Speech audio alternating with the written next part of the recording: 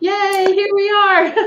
We're All live. right. It's so great to see you. Welcome, everyone, to a Life Designed Team Coaching. Our roundtable today is on animal tales. We're so excited to have our first live stream roundtable. Woo! Okay, we just celebrated 25,000 subscribers, and here today we have 26,000. So keep liking and subscribing. Share comments if you have them. Our topic today is animal tales. And once we go through our presentation, we'll introduce everyone. They'll introduce themselves. We'll go around. We're going to talk as coaches, as people, about the human animal connection. Okay, so right after I figure out how to share screen, I'm going to share screen. Here we go. And share screen. Okay. Can you see it? Nope. No, I cannot. We see you. Okay. Yes. You look fresh, Myrna. We can see you. Thank you so much. Okay, I don't know why it's not sharing the screen. Okay. Screen sharing. Okay. Share screen. Oh, there we go. It's different. Okay, how's that? No, Present. no. We don't see your screen at all. The stream. Sharing this stream tab to StreamYard. Okay. Well, that's a fail. All right. Um, so I think we're just going to have to tell the stories, Brian, that we wanted to tell, and we'll do other. I'll see if I'm able to do other screen sharing. View tab. So you can't see this. No. And it says I'm sharing. Okay. Well, live and learn. Okay. So I want to share the story of the beekeepers. Then Brian will turn to you to share the story of the royal dog in Tokyo. So I think it was 1989, and I'll share the links in the show notes below since I can't share them on screen. There was a beekeeper in England, and he used to talk and sing to his bees. They were his friends. He loved bee tending, and the bees apparently loved him back because when he died, his wife came out and told the bees, went from hive to hive, and told the bees their beekeeper had died and told them the date of the funeral. In 3 days, we're having a funeral, whatever that was. The bees all came to the funeral. There was a swarm of bees that came from the hives, and they rested quietly at the top. There was an awning over the, set up where the cemetery was to shelter people from the sun during the, installing of him being buried. And the bees went to the little supports of the awning and around the edges and stopped flying.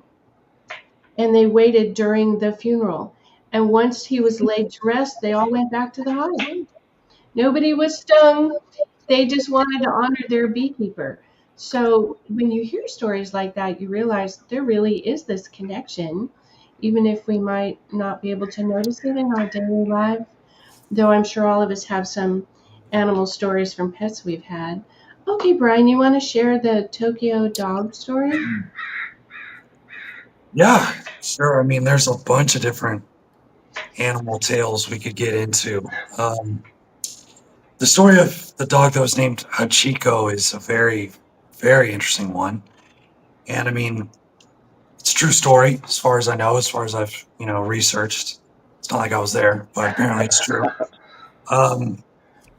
So there was a dog, like it was in Japan, who he was like waiting at the train station, but his owner was killed, and basically, the dog just kept waiting for him for years, like just at the train station, waiting for him to come back. And people noticed this, and they were so inspired by the loyalty of this dog. It just stayed waiting for its owner for years and wouldn't leave the station, that people came to really love and celebrate this dog. And they eventually built a statue to honor the dog because it was just such an act, a symbol of loyalty and love for the dog's, human owner. So I'm going to stop you for a second, and you'll tell us the name of the dog. I think I figured out how to add the slideshow to the stage. There we go. Can you see it? Yes. yes, Oh, I can't see Yes. it. Okay. Bravo. Oh, yay, we figured that out. Okay. So, Brian, did you want to say more about Hachiko? So, in this view tab in the OneDrive, okay, Hey, Brian, didn't they make a movie out of that story? there it is. I don't know I if you think- can see this picture. I think I Yeah. made a movie out of this story. Yes, awesome. Jonathan said he saw it traveling. Hmm. So there's the statue to Hachiko. That's awesome. I love it. Here's the Goofy Bee story. And now we'll stop sharing. So we found out how to do it. Woohoo! Okay. Going back here. All right. Okay, we're back. I think. So, We are. Yeah. okay, good. Thank you. Brian, did you want to share any more about that? Well, I think that's the gist of that story, but there's many amazing things that animals have done, and there can be a very profound connection between humans and animals. Like elephants, they have graveyards.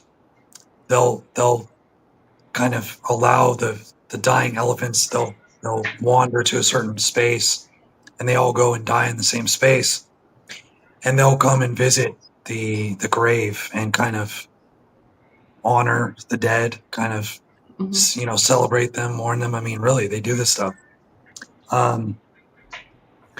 Yeah, like service animals do incredible things for, people with disabilities. And I mean, I think it's amazing. If you look at, again, I'll bring up David Hawkins and his map of consciousness. Like, he shows how actually sometimes animals are in higher states of consciousness than humans. Mm. So, I mean, according to his understanding, that's true. And for example, like when a dog wags its tail or when a cat purrs, it's actually going into a higher state of consciousness than humans are generally in. Mm. So that's why when you're like petting a dog and it's like wagging its tail, or a cat and it's purring, you can feel like a really good feeling, because you're actually connecting to a higher state of consciousness through the animal. Also, I think taking care of an animal can also help raise your consciousness, just the generosity of that, the caretaking. And I think many people have found that in their lives. So that's something good to do for a lot of people. Okay, we have one more experiment to do, and that's to screen share some short Twitter clips with animals doing something. And the first one I found so funny. We'll see if I'm able to share it. It's a parrot telling its owner that it missed feeding time. And the parrot has a very insistent way to say, human, hello. Okay, so I'm going to try this, and I'm going to share screen share, and I'm going to click on this. Okay. I don't know if you probably can't see this yet. Nope. Okay. So there we go. I figured out how to do this. Okay. No, we don't see it. Okay. Back to StreamYard. Oh, I have to invite it. Add to stage. There we go. There we go. It's bring the bowl. And it's banging it on the floor in case I need to get your attention. This food dish is empty. Okay. So let's try another one. Okay. I'm figuring this out. Okay. Parrots are so funny. I used to have one. They're Smart. like so Nice. wild. Here's another one. Is this still the parrot? It's still the parrot, right? Remove. Okay, I need to go to this one. Okay. And then back to StreamYard. Okay. Oh, I have to move down. Okay.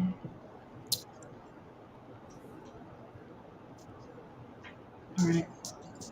They're Screen. very aggressive as well when you They're or smart. something else. They are something else. Okay. I've got the right one. Okay. Is this one showing up now? Kitty Mhm. cat. It's a cat who adopted a puppy. Mm. Oh. It's a mama cat who's like, get over here. It's your turn to be groomed. And the cat just, does the grooming for the pup. And the pup's like, I'm down for whatever, So, yeah. But even animal to animal, right? Sometimes you're like, oh, mommy animal, a small animal that needs concern or care. Okay, come on into my brood and we'll just take care of it. Reminds me of that. I think it's a line from that movie Stripes with Bill Murray. Cats and dogs getting along. Yeah, like the end of the world. Cats and dogs getting along. So, okay, this next one is a fun human animal story. And then I have one more after that, and then we'll stop with this screen sharing experiment. Okay, so now I've come back and I add something new to stage. Okay, okay. Screen share. I And love experiments, by the way. good. Well, we are in. Okay, this is under dudes posting their W's. This is a story you can tell it's like from the 80s. This is a banker, and outside his bank, I don't have the sound on. Yeah, we don't see it There, either. a mama duck on the roof line, and he's trying to get the little ducks down. We don't see it. Oh, you don't see it. Okay. But Well, I've seen many duck videos online where the ducks are trying to get across the street, and people are holding them to traffic so the ducks can cross over the street. Yeah, I've seen all those kinds add of to things. stage. Here we go. Mhm. So let's go back. A 43-year-old banker by the name of Joel Armstrong is doing the handiwork catching a dozen day-old ducklings from their nest outside his second-story office. Can you see it? Their mother flew down earlier to head for water, stranding the newborns, which were supposed to follow, but were afraid to make the leap until the banker showed up. The mother duck stood by, waiting, corralling her ducks one by one as her human friend delivered them safely. Onlookers gathered for a downtown parade that was just hours away were awestruck. She's got a crowd, and I think she's a police little nervous. escort So to the lake. we're here to help her. Once he got the last three down by ladder, the drama wasn't over. I got them both. Together, the banker and the mother duck led the babies to water, straight down the middle of a city parade route, through the streets, around crowd barriers, and finally, home, the river. Oh, we did it, and that was an ordeal. I can't believe we did it. Wow. Now that's a banker I would want to do some business with. There you go. Yeah. Okay. So, believe it or not, I have one more, and then we'll finally just chat with each other about how people use animals and pets. Oh, and there's a meme on Pinterest. Okay, we can't forget the meme. All right, I'm going to add to stage. Stop screen there. Add to stage new. Hey, Jonathan, how long did you have your parrot? It was a couple years. It was when I say a couple years, let's say between 2 and 3 years maximum. He was done because he used to say so many bad words on the streets. My mother did not like him, so she got rid of him. He went on to a new family. He was very famous. He was a very famous person. This is a rescue dog.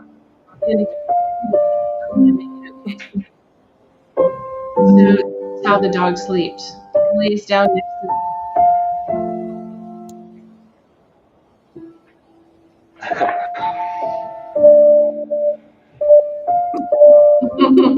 Okay, you give grooming. Well, I know we've witnessed these things with our pets and so on. Okay, let's see if I can show this one meme. We'll see. And thank you for your patience during my experimenting. Let's see. We're gonna go this. Stop screen share. Start screen share. Okay. Okay. Okay, I don't know. Let me have to go one more time. There's like you bounce 3 times to the thing. Okay.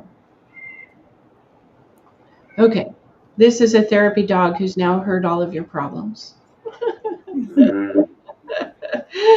Oh no. Okay. All right, we're done with our sharing. Yay. So thanks everybody for your patience with all of our learning there. I know we need to introduce Jonathan and Angela, who would like to go first. Jonathan, you go first. Go. Ladies first. Oh, Oh, you're okay. so sweet. I'm a lady. Um, I'm Angela. I have been hanging out with Myrna since 2008. So we're old buddies. Yeah. And yeah, I guess you can say I'm technically the COO of a Life Designed. Yes. The person who And makes the trains run on time. Yes. yeah, I saw your 25,000 subscriber celebration. Thank you Yes. for Our the first kudos and the shout test outs. live stream. Brian and I tried it on our own to be sure we could. I know. And I really appreciate that you have recently called me out to our coaches and contributors that I've gained a PhD in how all of our site and everything's set up All because the back end technology. Oh, yes. it is an ecosystem. So I'm here for moral support as you're doing this live stream. As far as I'm concerned with animals, my daughter likes to tease me because I don't currently have a pet companion. She's like, you don't like dogs. You don't like dogs. I'm like, I love dogs. I love You had dogs a so dog for much so that I many don't years. want to live with one. Yeah. I lost my dog. I had a wonderful dog. And about 7 years ago, he we had to put him away. He had to put him down. He he was off his food, and he was going through diseases, and he was just such a sweet, sweet soul, and was such a comfort. You say dogs and therapy dogs, but he during the divorce I went through, he was like such a comfort to me. He was like my therapy dog, right? And he was a rescue dog. So we comforted each other. He was a rescue dog, and then later he rescued me from my grief. But when he passed away, he was such a sweet soul that I haven't been able to bring myself to bring in another soul and go through that.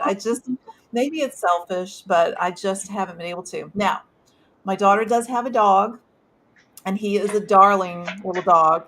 And in fact, probably since I may never be a grandmother in the truest sense, I guess he's my grand dog. 'Cause I'm his and I yes, and he is just adorable, and I love him to pieces. And I have pictures of him in my phone, just like a grandmother would have pictures of their grandchild in their phone. So yeah, I love dogs. I think I have a disposition toward being a dog person, if that is my thing. And then I love the wild animals. It's not like I don't have animals in my life. I'm often teased by you, Myrna, and my daughter as well, that I just will sit out and look at my backyard and put on what's called deer TV Dear because TV, I know. I have deer that The come through deers my wander yard. through. They come, they give birth in my yard. They hide their fawns in my yard. I get to see them nursing their fawns in my yard. It's been like wild kingdom out here in this my little nature preserve. My little, not even a full. I mean, I like maybe a half acre, if that, little nature preserve that I have. So lots of wild animals in my life. So I don't really have any animal tales to share, other than I just think they're awesome.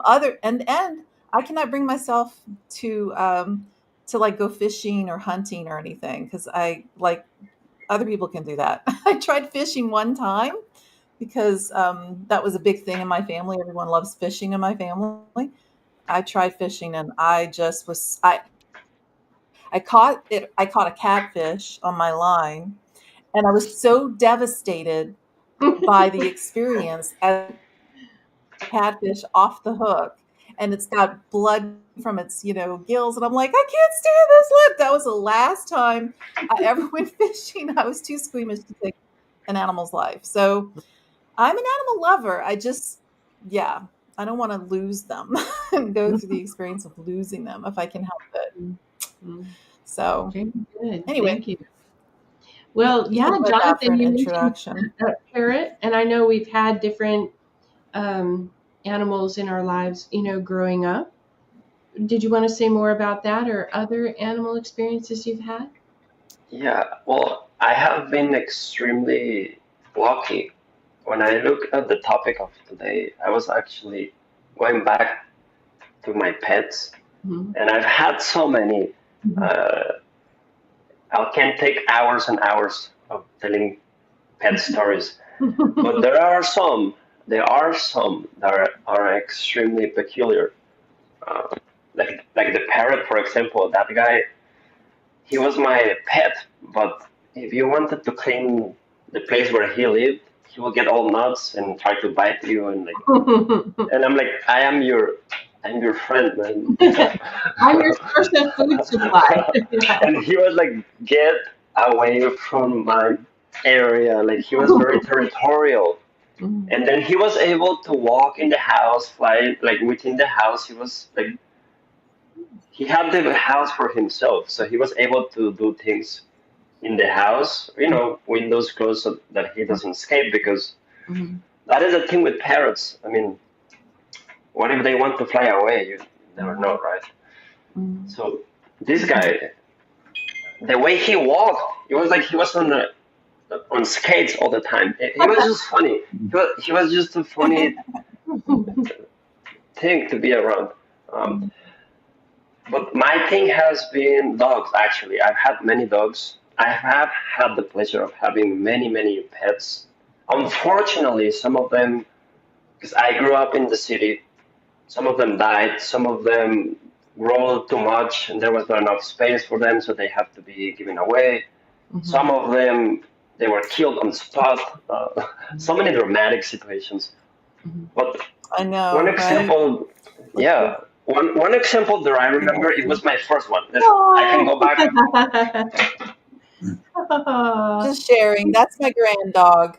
Oh, very Nice, nice. yes. When your grand He's a when happy your little grand guy. dog I has a love him. baby, you can take one. There we go.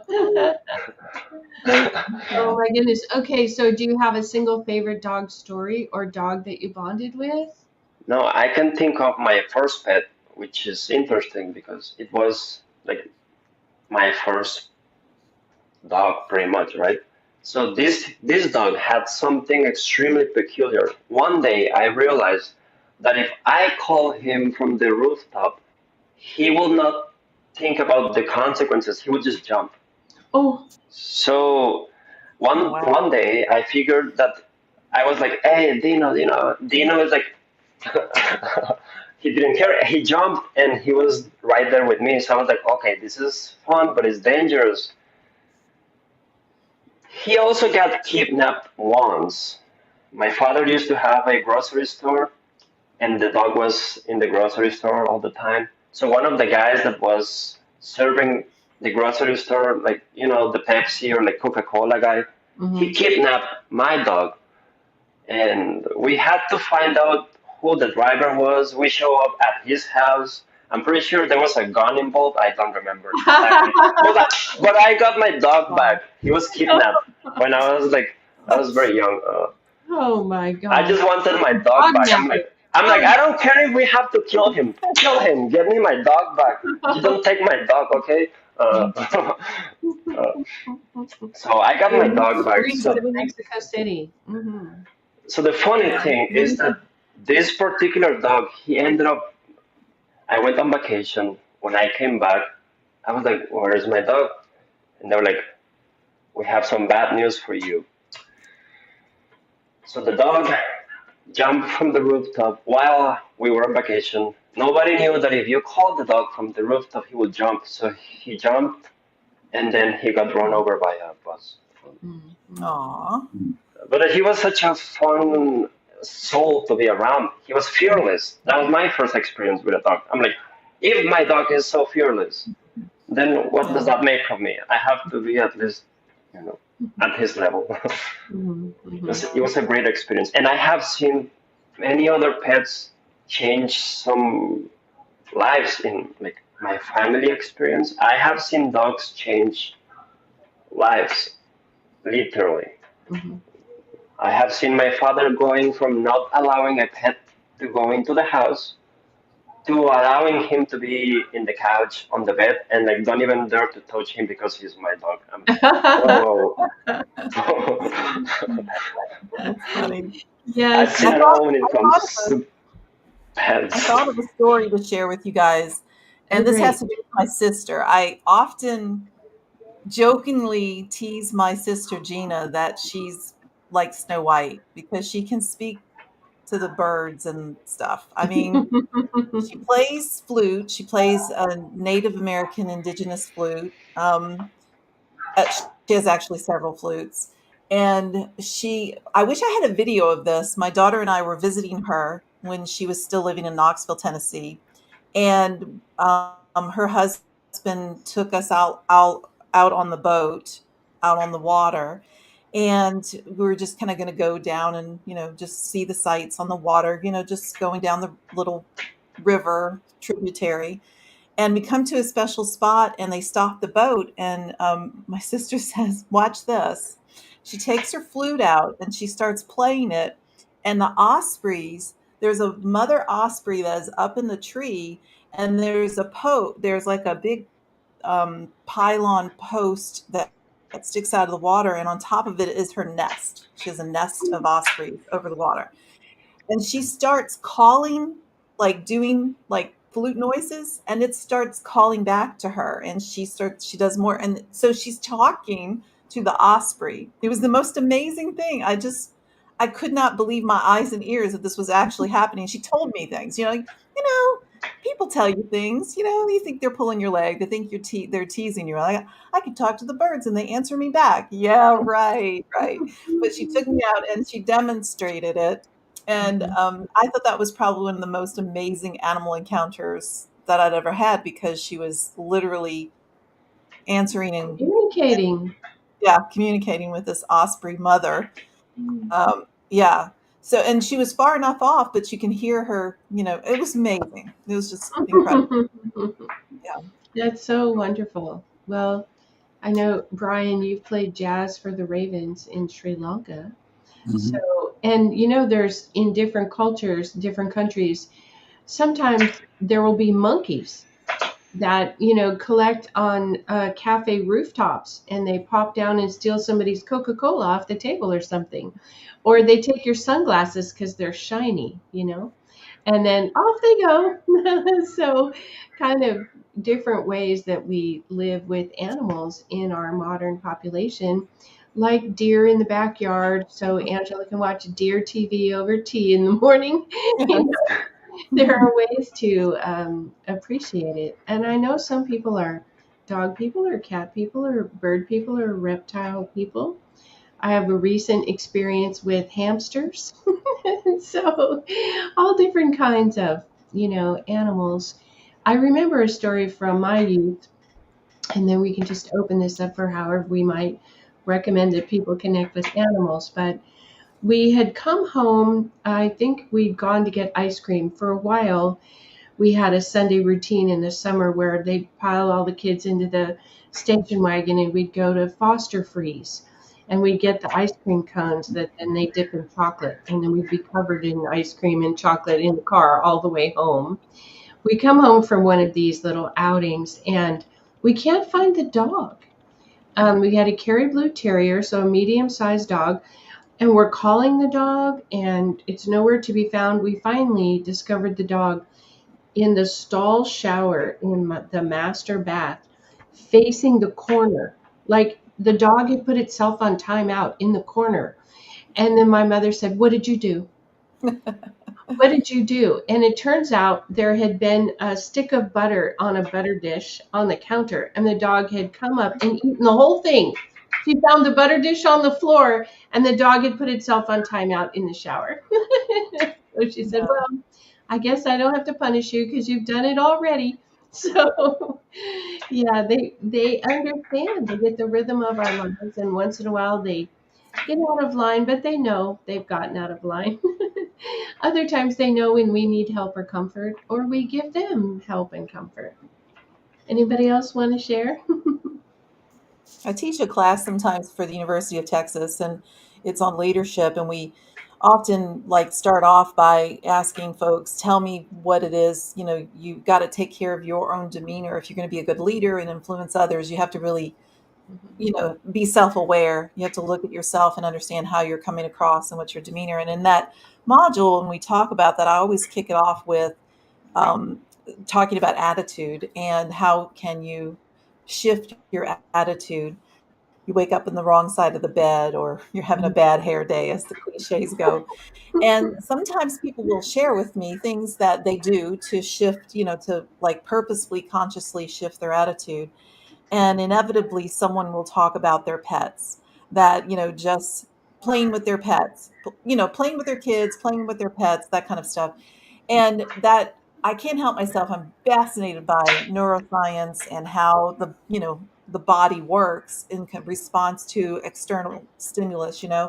And so one of the things I came across is that when you pet like a dog, a cat, when you're petting an animal, specifically dogs and cats, that they release oxytocin in their system when you pet them. That's why they feel so good. It feels so good to them. And you actually, when you're petting your pet, stroking your pet, it actually releases oxytocin in you too. So it does actually physiologically affect us to have these pets in our lives, as comforting, literally in our body comforts us. So I just Mm-hmm. thought I would pass it along. I'd come across through teaching this class and working with Mm-hmm. would-be leaders. Hmm. Pets don't judge us really. Sometimes they're just available for us, and if we could have maybe not done everything we needed to do them the day before, and in the morning they're ready to start over, like they just reset. I recently talked to someone though, who said he was having a difficult time at home, and there were often words with his wife, like things were kind of on the rocks there.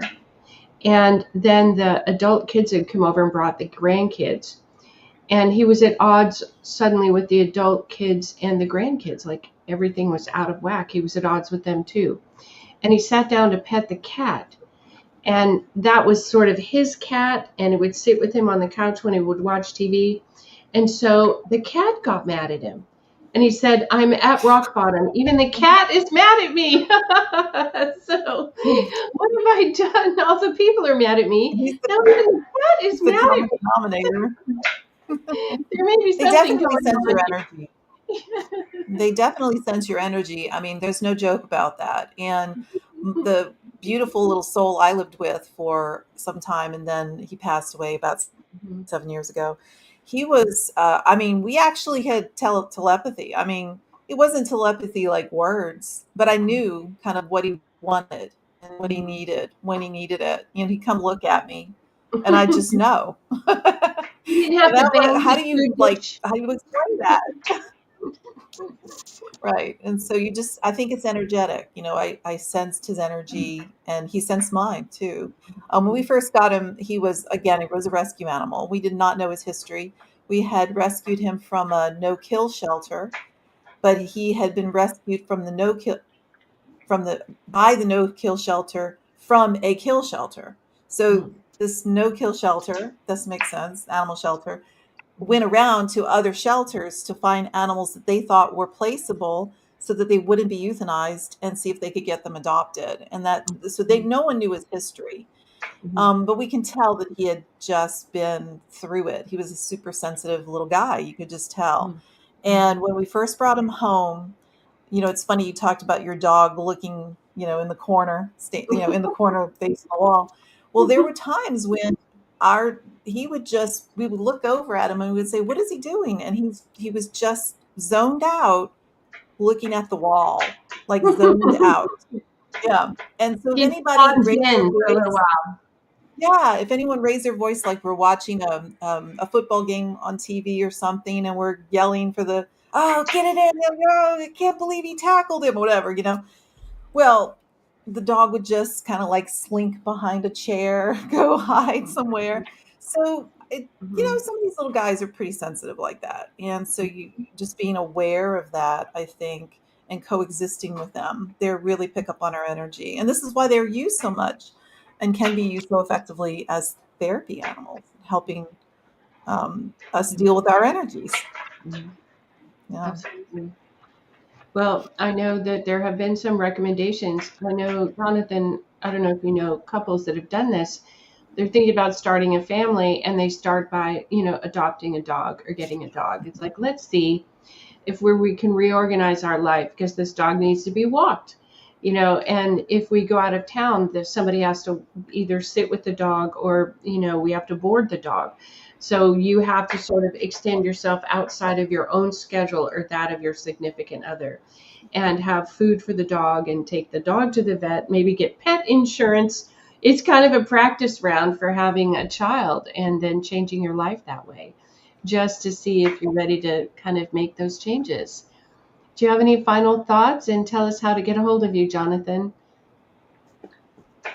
And I think pets in general, they are like a magical key that unlocks dimensions that you've never experienced Mhm. before. Hmm. It can be a dog, a cat, parrot, you name it, a turtle, snake. There's all kinds of animals. Even some humans consider themselves animals, so you can literally potentially adopt like a human and be that you're my pet now. I'll pet you. uh, but like pets in general, I do believe in my experience, I have seen it. Like I have seen the toughest humans in my experience of life being humbled by a pet. Hmm. So because of that, I know that it can help you unlock. It's like a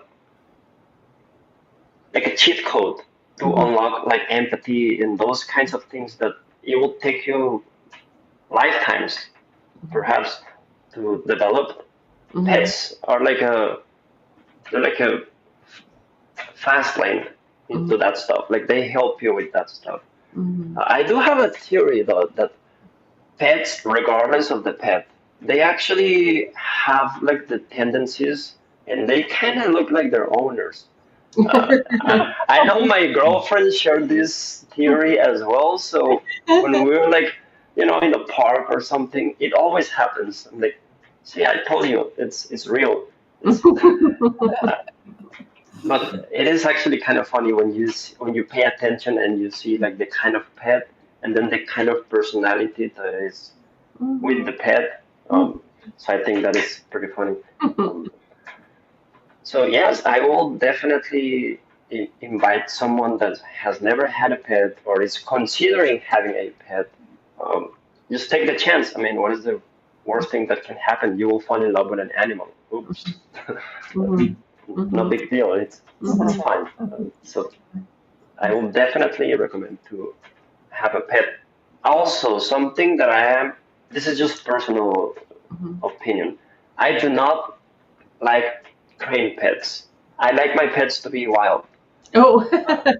Even though I know how to train them, Mhm. I don't like, I just like them to be as crazy as they can be because to me that is what makes me smile when I see them like, oh, look at this one.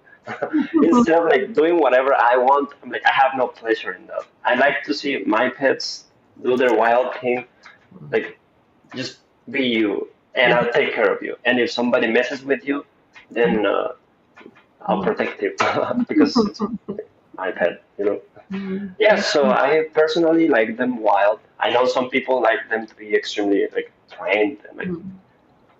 if you don't bark, you don't have food. Like I'm like, man, I'm past that.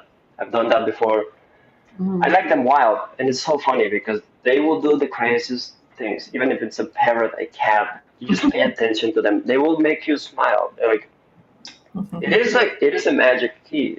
They will take you places you've never been before. Uh, the risk is you may fall in love with it, and we live in a physical world, so more likely it will die before you do. But then it teaches you another lesson, which is a great lesson. So Yes. from every single angle, taking care of an animal will improve your life in so many different ways. You can find me on alivedesign.org, also Jonathan R. Coaching on Instagram, Mm-hmm. as well as Jonathan R. Coaching at gmail.com. I'll make sure to list that below. Thank you so much for sharing your stories. So, Angela, any final thoughts? And do you want people to Yeah, get a hold of you on just LinkedIn? that. Yeah, just that I don't have a pet companion in my life, but and I said that earlier that I don't have one because I don't want to lose one.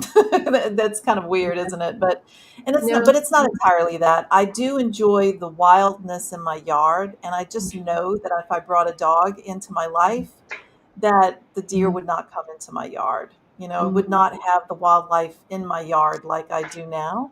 So it would Mm-hmm. be disruptive to deer TV. So I just on the one hand, there's a trade-off, right? So, like you, Jonathan, I prefer the animals wild too. So, and in fact, we've had wild dogs, canines, Mm-hmm. coyotes Ah, in my yard Mm-hmm. because my neighbors had chickens.